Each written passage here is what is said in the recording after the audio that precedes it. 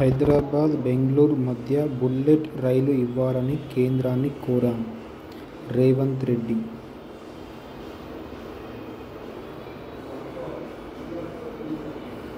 హైదరాబాద్ నగరం శరవేగంగా అభివృద్ధి చెందుతోందని తెలంగాణ సీఎం రేవంత్ రెడ్డి తెలిపారు. ఢిల్లీలో నిర్వహించిన ఓ సదస్సులో ఆయన పాల్గొని మాట్లాడారు. 2047 నాటికి తెలంగాణ ప్రాధాన్యత రంగాలను వివరించారు. రాష్ట్ర సుస్థిరాభివృద్ధికి ప్రైవేటు రంగం మద్దతు గురించి తెలిపారు. అభివృద్ధి కోసం తెలంగాణ రైజింగ్ 2047 రూపొందించుకున్నట్లు చెప్పారు. హైదరాబాద్లో 1 కోటి మందికి పైగా ప్రజలు నివసిస్తున్నారు. నగరంలో త్రిబుల్-ఆర్ కూడా నిర్మిస్తున్నాం. ప్రస్తుతం 70 కిలోమీటర్లు ఉన్న మెట్రోను 150 కిలోమీటర్లకు విస్తరిస్తున్నాం. మెట్రోలో ప్రస్తుతం రోజుకు 5 లక్షల మంది ప్రయాణిస్తున్నారు. వచ్చే 5 ఏళ్లలో ఆ సంఖ్యను 15 లక్షలకు పెంచాలనేదే మా లక్ష్యం. గుజరాత్లోని సబర్మతి తీరంలా మూసీ తీరాన్ని అభివృద్ధి చేస్తాం. దీనికోసం మూసీ రివర్ ఫ్రంట్ కార్పొరేషన్ ఏర్పాటు చేశాం. కాలుష్య కారక పరిశ్రమలను హైదరాబాద్ వెలుపలకు తరలిస్తున్నాం. ఎలక్ట్రిక్ వాహనాలను ప్రోత్సహిస్తున్నాం. ప్రణాళికాబద్ధమైన అభివృద్ధికి ఫ్యూచర్ సిటీని నిర్మిస్తున్నాం.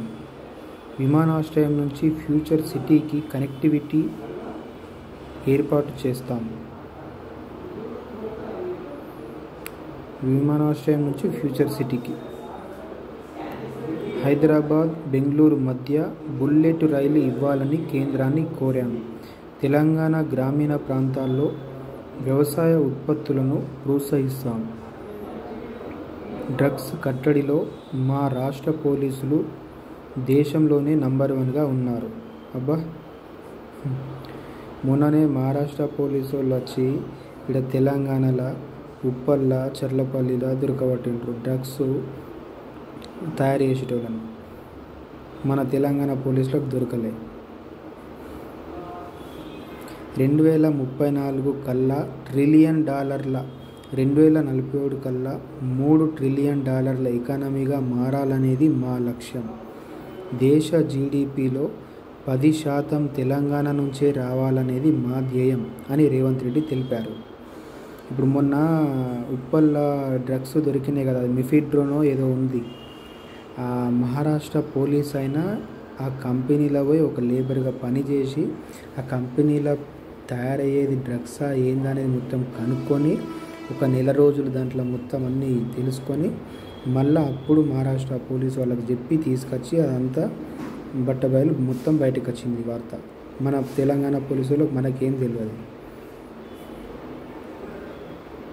మన ఛానల్ని సబ్స్క్రైబ్ చేసుకోండి, లైక్ చేయండి, కామెంట్ చేయండి. మన దోస్తులు సోషల్ మీడియాలో షేర్ చేయండి. కొత్త వారందరూ సబ్స్క్రైబ్ చేయండి, లైక్ చేయండి.